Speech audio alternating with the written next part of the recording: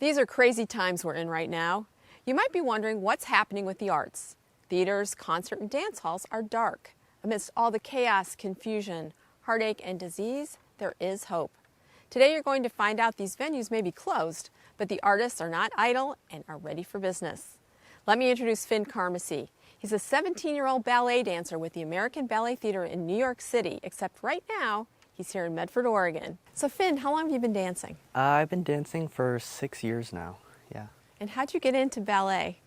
I got into ballet because my sister, she also used to dance ballet. For a while, she was trying to convince me to start. For a long time, I didn't because I thought it would be way too complicated and I wasn't really interested. And then one day, she dragged me to the studio and I gave it a try and I just really liked it. Yeah, I fell in love. That's great. And so tell me how you ended up getting to New York. Yeah, so I ended up going to New York. I got an opportunity after going to a ballet competition in Switzerland. I was given a scholarship to train at the Jacqueline Kennedy Onassis School with ABT. And then from there, I was asked to join American Ballet Theater Studio Company.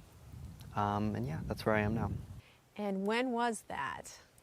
That was this March, so 3 weeks before we sadly went into quarantine and lockdown. So what was it like being there in quarantine, someone who originally was from Oregon, and there you are in this big city under quarantine at 17? What was that like? Honestly, it was really strange. It was kind of a whirlwind because I was asked to join 3 weeks before they sent us home because of the whole coronavirus situation. So yeah, it was really weird. I remember the last day I was there before we went home, just downtown Manhattan was almost like a ghost town. It was really kind of strange. I remember you telling me what it was like when you went to the studio there to practice. You talked about the doorknob. Yeah. Tell me about that. And I remember going there for the first time and seeing, because there's two door handles when you are about to enter the building, and one of the door handles it's like all worn away and the finish is all kind of rubbing off. And it's just, it's really cool to think about all the famous people and historically famous people and currently famous people that just touch that door handle every day and go and work in that building and have worked in that building. You're in New York, you come home, you're still in the company. So what happened? How did things evolve? I think we definitely sensed a sort of learning curve with a lot of the online classes that they started to schedule.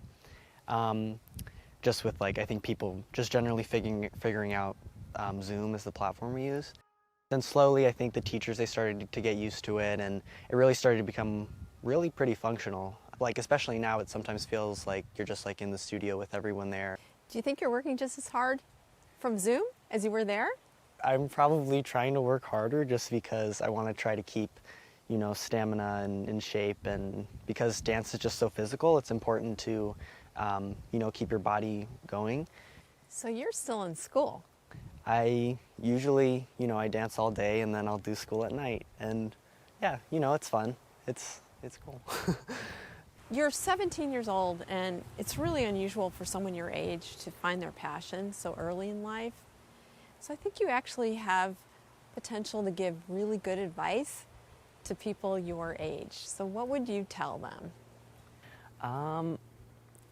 I think I would tell people my age probably two things. Probably to work hard, because if you know what you want to do and you're passionate about it and you've kind of figured that out, then really go for it. I think with a lot of work and dedication, anything that you really put your mind to can come true.